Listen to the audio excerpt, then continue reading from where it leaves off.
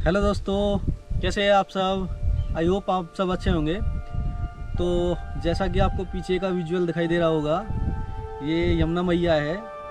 और यमुना मैया का एक्चुअल जो फ्लो है वो यहाँ से 2 किलोमीटर दूर है, लेकिन मेरे बिल्कुल बगल से यहाँ पे आज यमुना मैया आई है दर्शन देने के लिए। यहीं से बह रही है यमुना मैया।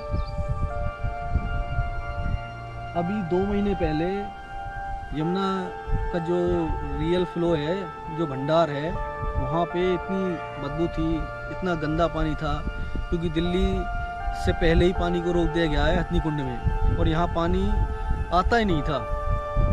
लेकिन अब ऊपर बारिश हुई है पहाड़ों में, जिसकी वजह से यहाँ पे बहुत सारा पानी छोड़ा गया है। हथनी कुंड से गंगा में भी छोड़ा गया है, सभी नदियों में छोड़ा गया है, क्योंकि अब उनके बस से बाहर हो चुका पानी।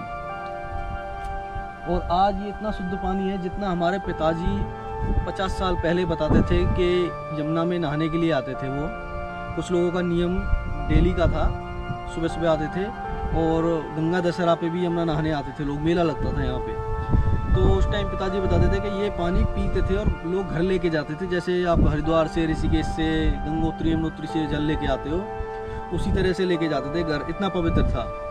लेकिन ये सरकार ने और कुछ गंदे जो असनातनी हैं, उनकी विचारधारा की वजह से यमुना का अस्तित्व खत्म हो चुका है लगभग।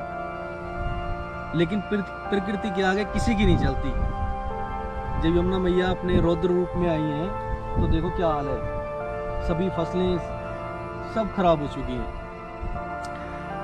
तो मैं आपसे यही कहूँगा कि यमुना मैया की सफाई के लिए आप ज़्यादा से ज़्यादा संख्या में लोग इकट्ठे हों। एक डेट रख दी जाए कि इस डेट पे हम दिल्ली में या अपने अपने जो एसडीएम के पास इकट्ठे हों, जिससे सरकार पे दबाव डाले। इस यमुना मैया का मैं अपने यहाँ प्रॉफिट बता दूँ, बेनिफिट क्या है कि अगर ये यमुना मैया आज यहाँ नहीं होती तो हमारा ये क्षेत्र अकाल घोषित हो जाता, अकाल पड़ जाता। बारिश पिछले 20-25 साल में ना के बराबर हुई है, और जल सोर्स है जो ज़मीन के अंदर, वो कम से कम 200 फुट जा चुका है। अगर यमुना मैया के होने के साथ है ये कंडीशन, अगर यमुना मैया नहीं होती तो ज़मीन से पानी गायब हो चुका होता। और यमुना मैया की वजह से ही यहाँ मीठा पानी है। बाकी हमारे यहाँ से 10 किलोमीटर आगे खारा पानी है, सभी जगह लगभग यहाँ मीठा पानी है। लेकिन फिर भी यमुना मैया ने इतनी सारी चीज़ें दे रखी है, तभी हम पूछते हैं यमुना मैया से हमारा जीवन है। लेकिन लोग बस अपने खाने कमाने में लगे हुए हैं, इनकी तरफ ध्यान नहीं है। लेकिन ध्यान कब जाएगा, जब प्यास से, भूख से मरोगे। यहाँ पैदा भी यमुना की वजह से ही होती है, क्योंकि जितना पानी यमुना मैया दे रही है, धान की फसल हो रही है यहाँ पे। जबकि ये पश्चिम बंगाल में बिहार की फसल है, चावल की मुख्य फसल वहीं की है, यहाँ कभी नहीं होता था। ये नदियों की देन तो है जो आप यहाँ पे चावल बो रहे हो। बिल्कुल ये सारा चावल का जंगल है यहाँ पे, धान की खेती होती है सारे हैं। लेकिन फिर भी वैल्यू नहीं समझते, फिर भी मुक्त नहीं कराई जा रही है यमुना मैया बेड़ियों से, फिर भी कैद है जगह जगह बांधों में। तो आज मेरे को पता लगा कि यमुना में बाढ़ आई हुई है। लोग तो इसे बाढ़ और आपदा मान रहे हैं। सरकार ने घोषित कर दिया है कि एक बड़ी आपदा है, प्राकृतिक आपदा। लेकिन मुझे खुशी है यमुना मैया के साफ रूप को देखते, इतना शुद्ध रूप बहुत सालों बाद देख रहा हूँ। तो सुबह सुबह आज मॉर्निंग में आए यहाँ पे हम, तो एक मेरे साथ मेरा भाई है मनोज, हम दोनों मिलकर प्लान बनाया था कल रात को कि यमुना मैया को देखने चलेंगे। तो सुबह सुबह देखी है, सुबह ये देखो सूरज निकला है, लेकिन मैं सूरज को चाह रहा था कि सूरज ना दिखे थोड़ी देर के लिए, क्योंकि सामने से सूरज है और फिर दिखाई नहीं देगा जंगल में कुछ भी।